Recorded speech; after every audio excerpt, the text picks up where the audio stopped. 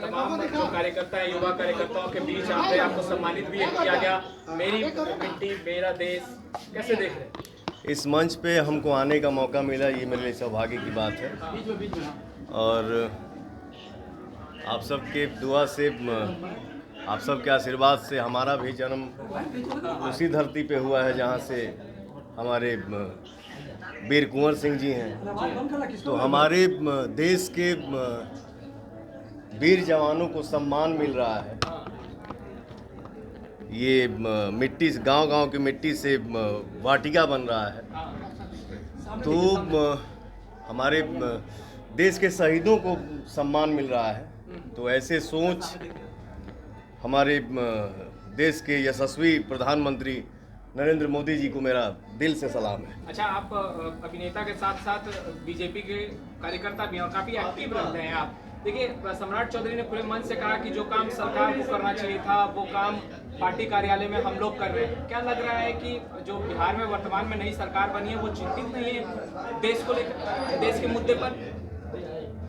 देखिए क्या है, हाँ, हम पार्टी के एक नया सिपाही हैं। हाँ, बहुत ज़्यादा हमको नॉलेज भी नहीं है, सेंस भी नहीं है, और जिस चीज़ के बारे में हमको जानकारी नहीं होती है तो उस पर हम ज़्यादा टिप्पणी नहीं करना चाहते हैं। हाँ, हाँ, ये है, इतना हम ज़रूर जानते हैं कि हम जिस फील्ड के सिपाही हैं वहाँ पे अच्छा सोच है, अच्छा काम है, अच्छा विकास है, और आप लोग भी साथ दीजिए कि हम लोग और विकास करें।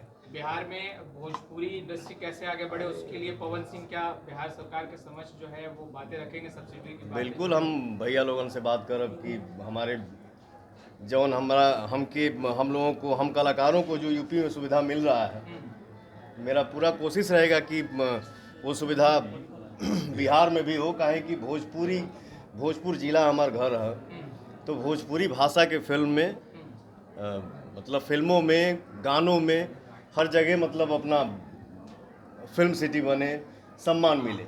आरा लोकसभा सीट से क्या चुनाव लड़िएगा 2024 में?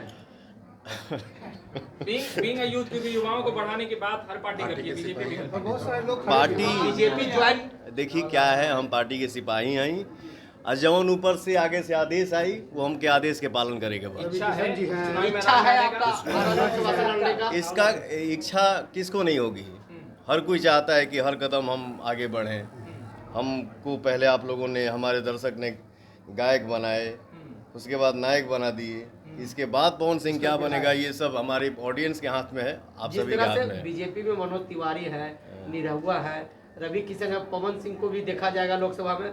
बिल्कुल देखेंगे, समय आने दीजिए। कमर कस चुके हैं, बस आदेश का इंतजार है। बस आदेश का इंतजार है।